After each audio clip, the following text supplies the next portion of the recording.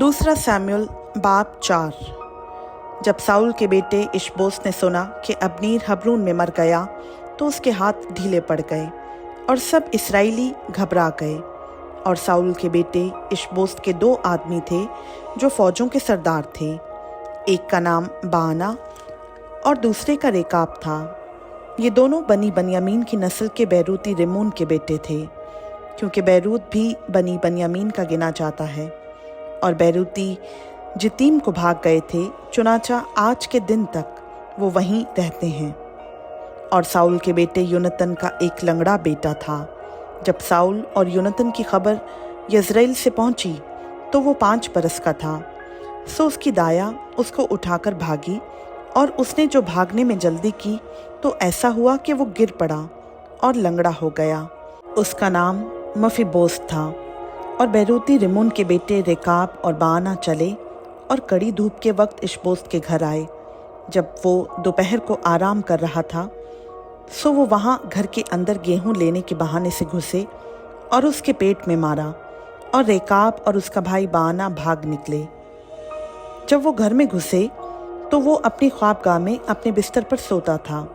सो उन्होंने उसे मारा और कत्ल किया और उसका सर काट दिया, और उसका सर लेकर तमाम रात मैदान की राह चले।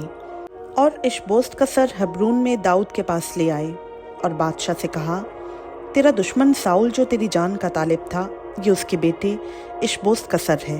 सो खुदावंद ने आज के दिन मेरे मालिक बादशाह का इंतकाम साउल और उसकी नस्ल से लिया।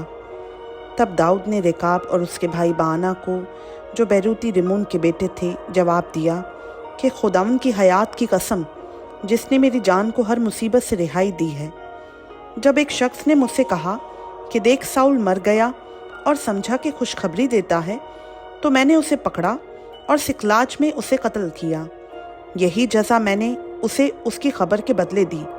बस जब शरीरों ने एक रास्तकार इंसान को उसी के घर में उसके बिस्तर पर कत्ल किया है, तो क्या मैं अब उसके खून का बदला तुमसे ज़रूर ही ना लूँ और तुमको ज़मीन पर से नाबूद ना कर डालूँ?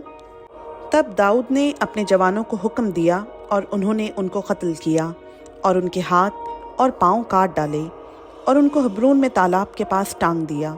और इशबोस के सर को लेकर उन्होंने हबरून में अब्नीर की कब्र में दफन किया। खुदा उनका पाकलाम का पढ़ा, सुना, समझा और कबूल किया जाना हम सबों के लिए बाइस बरकत हो। आमीन।